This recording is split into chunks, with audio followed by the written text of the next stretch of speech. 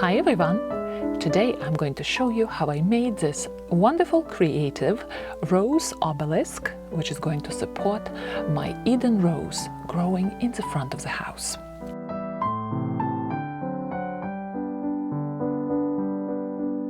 Eden rose is still a baby, so you won't be able to see a lot of foliage of that rose.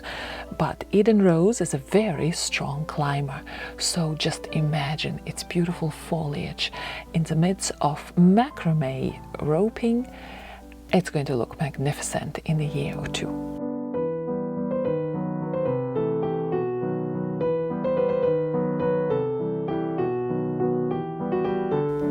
So materials which I needed for this project are following.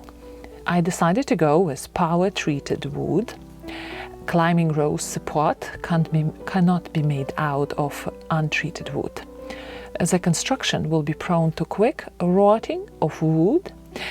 I use raw wood in my garden and quite enjoy making different structures out of twigs.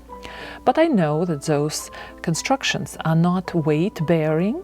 They will last several years the most, and they are definitely not good as rose support structures.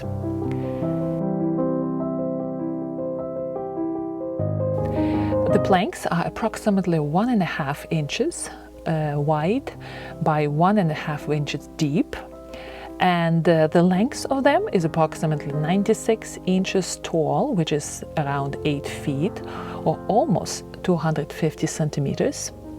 So together with the roof on the top, the height of all the construction is around 115 inches, which is around 9.5 feet or almost 3 meters. Some of it will be buried in the ground, and I'm planning to attach this construction to the house for extra stability. The screws. I used 2.5 inches long screws, and I really use what I have, but screws coated for exterior use are generally good to go for such projects as this.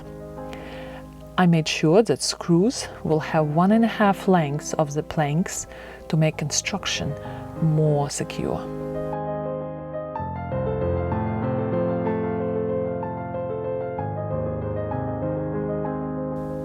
I also needed drills. Well, 2 are better. One for pre-drilling holes and another for installing screws in. I'm using one drill here and I'm switching the bits, which can take a little bit of time.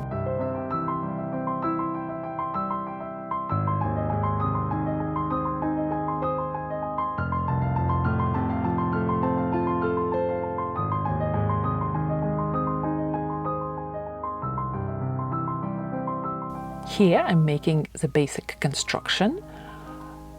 It should be sturdy, it shouldn't twist. And since it's made of treated wood, it's going to last for many years in the garden. Usually power-treated wood is chemically treated under pressure when all the chemicals are pushed into the cell structure of the wood, making wood rot-free anywhere from 10 to 60 years. Well, my poles are going to face the ground, they're going to sit in the ground, so I will be quite happy if I get 10 years of my obelisk.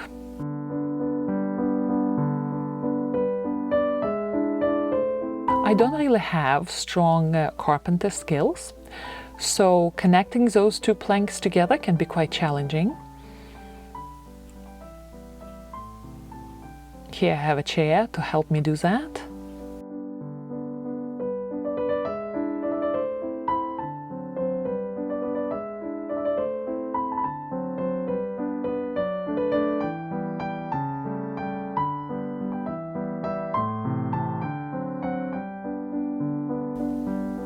It took me some time to see the results of this project, and I learned through experience that if something creative doesn't go well, just put it aside for some time and come back to it later. Well, this unfinished obelisk was hanging in my garden for some time and made some appearances in my garden videos as a background. So you had a chance to see it. And here it is. I came back to it, got a good boost of confidence by seeing how well it is progressing, and I am making it.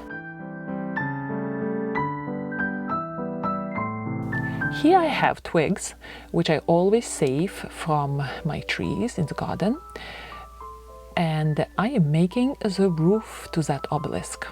I decided to use twigs because they're easy to cut and they look more authentic.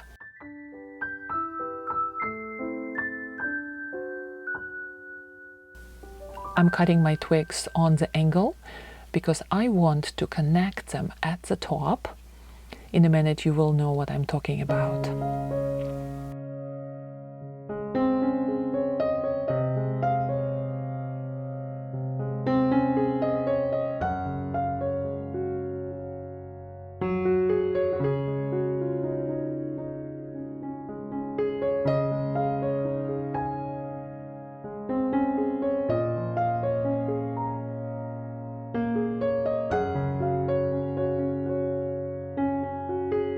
Eden Rose is famous for having very full, deep blooms, transitioning from green to pink. This climber has been around for some time. It was introduced in France in 1985 and proven to be a gardener's darling. So I planted it last year near the front entrance with the thought that eventually I would need a strong support for this rose.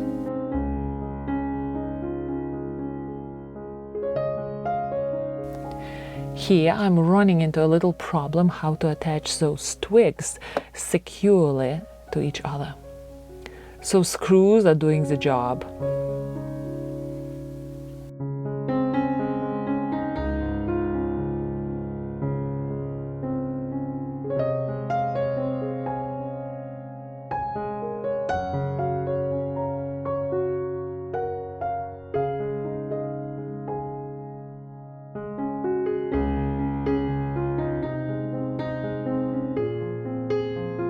Right, well done.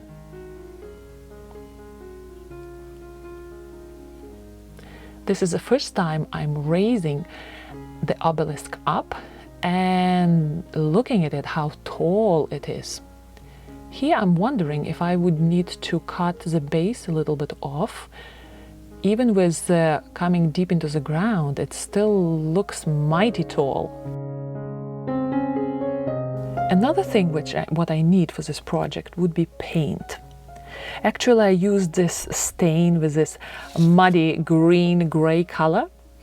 I already applied it in my garden when I was deliberately aging my arch at the back.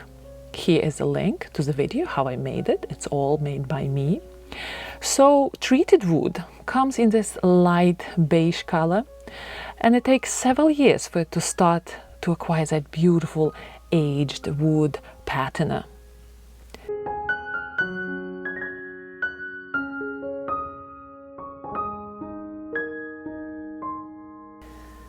So to speed up the process, I stained my fresh lumber with my stain, making it aged looking, and maybe adding that extra layer of protection to that wood.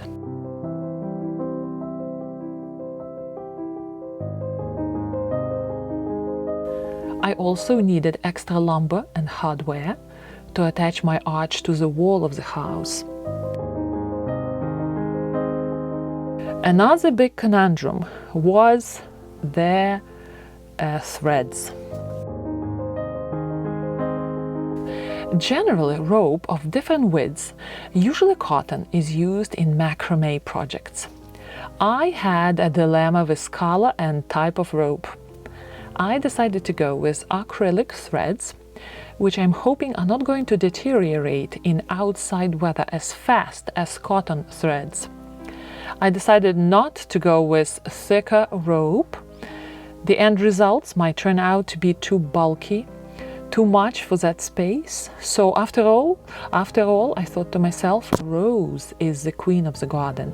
My macrame project is going to just play a supportive role there.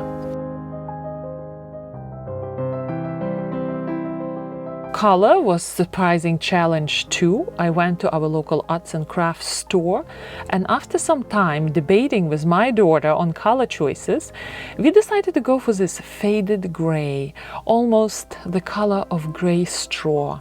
Again, to fit well into the natural color palette of my garden.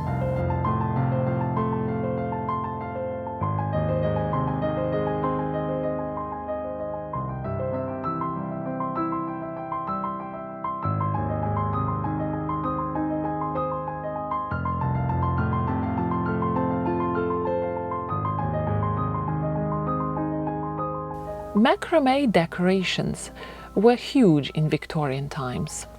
1970s were full of pot hangers, macrame window treatments, you name it.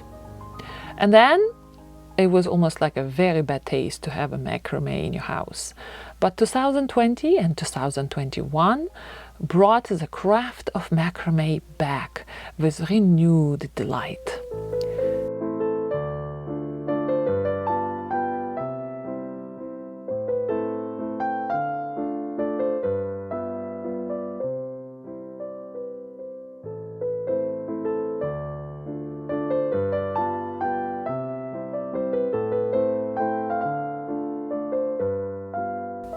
Here, simple knots and twisted ropes.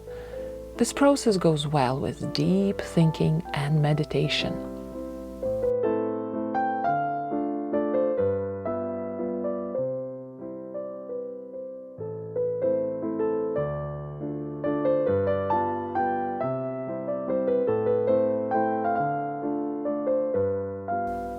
Here I'm trying to attach ropes tied to the twigs, and I decided to go with 8 counts of thread to make them more pronounced. Still not as thick as the cotton rope, which is usually used for macrame.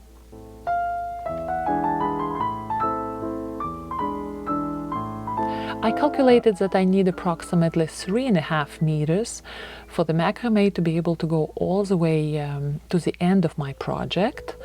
So later, when I finished my project, I probably had maybe 0.5 meter left of the threads.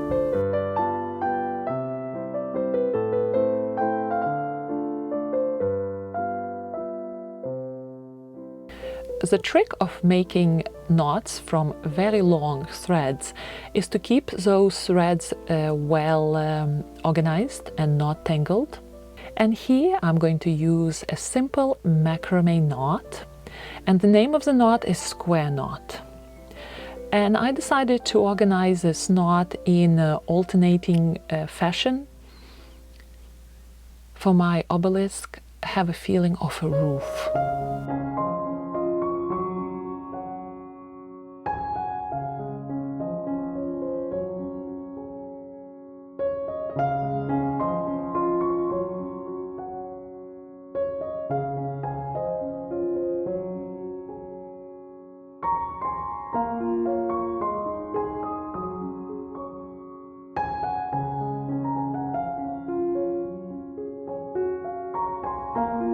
I was surprised how slowly the project was moving, since those ropes are so long. It's quite a challenge to keep them all organized and not tangled.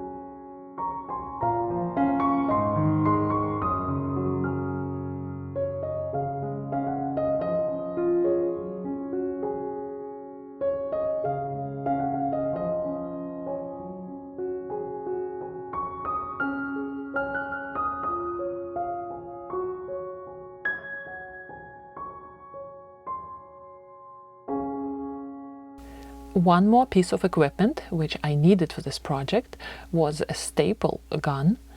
Here I'm using electrical one, but if you have mechanical one, it will do the job very well. Here I'm attaching macrame side to the left side of my obelisk. I think that the design would be looking much better if it starts right near the side panel.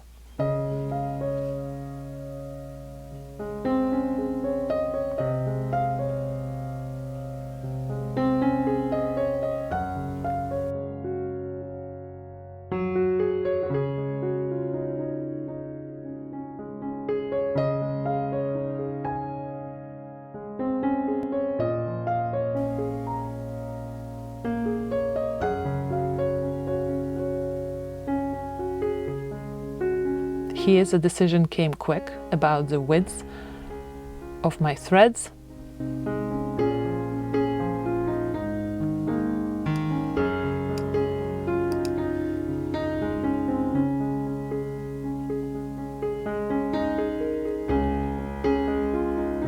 This is how I hid the edge of macrame, and I'm going to cut it tight. Out of sight, out of mind.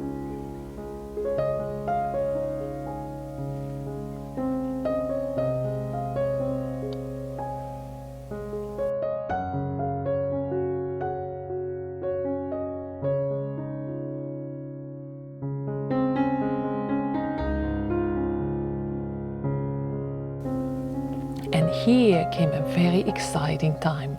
For the first time I was able to raise my structure and look at it.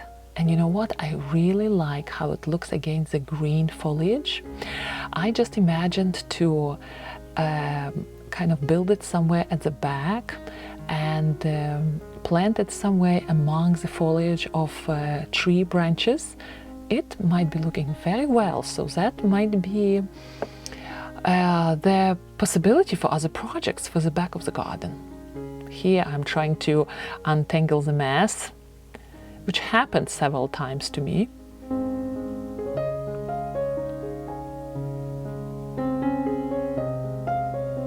This side of the panel, which will be facing to the right of the front door, so this is the side panel, I'm decided to make a little bit different. Not as packed with knots as the front one.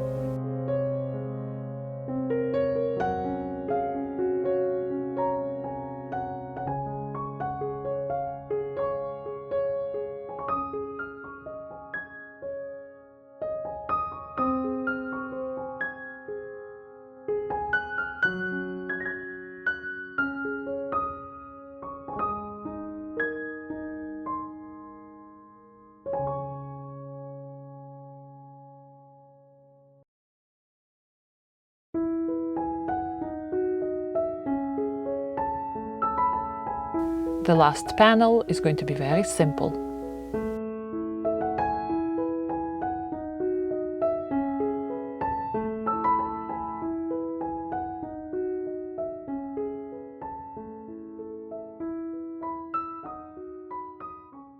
And here we are.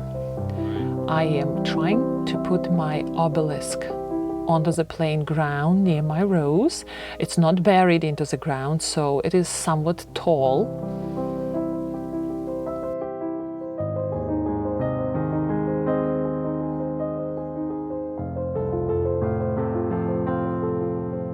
I called all my folks to see how it looks, and everybody voted that it should be a little bit lower. The ideal location for this obelisk would be just a little bit to the left, between the painted design around my door, my green door, and beautiful Ukrainian flowers around our front windows. But you know what, the steps there, they do have the foundation and cement in the ground, so I was not able to do that. Here I'm going to, I'm using post diggers, the best tool to make very narrow and neat holes, and they, surprisingly, they are made very quickly. All right, let's see how this will go. I'm trying to maneuver myself and my obelisk around all the roses.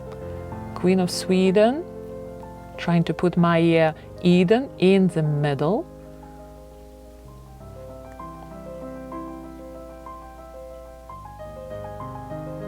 Here we go. Yes.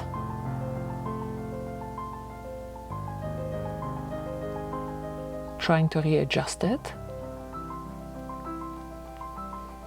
Installing the supports for obelisk, connecting obelisk to the house.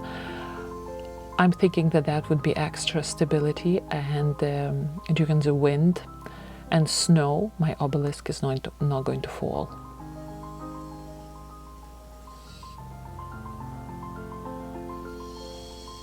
I also connected, I'm not showing you in the video, but I connected those planks to the house as well. So here it is. My rose is still young, it is 1 year old, but it is a mighty climber. And just imagine beautiful foliage and beautiful blooms of Eden rose among the macrame obelisk in front of my house. I think by looking at the end results, I really like it. Right now it looks kind of pronounced now, but once the rose starts going around and starts blooming, it's going to be a magnificent sight. I really like how this project came along.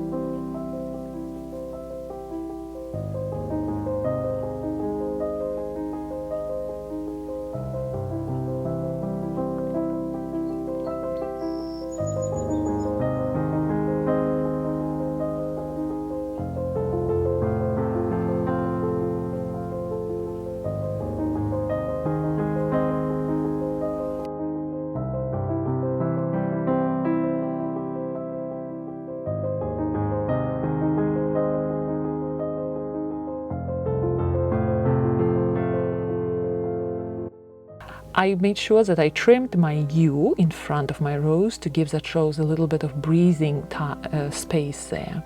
I don't want to make that space cluttered, because if a rose is struggling with lack of morning sun and lack of good space, that's trouble. All right, my dear gardeners, I will see you in my next adventure in the garden. Happy gardening! And if you like this video, please subscribe and like it.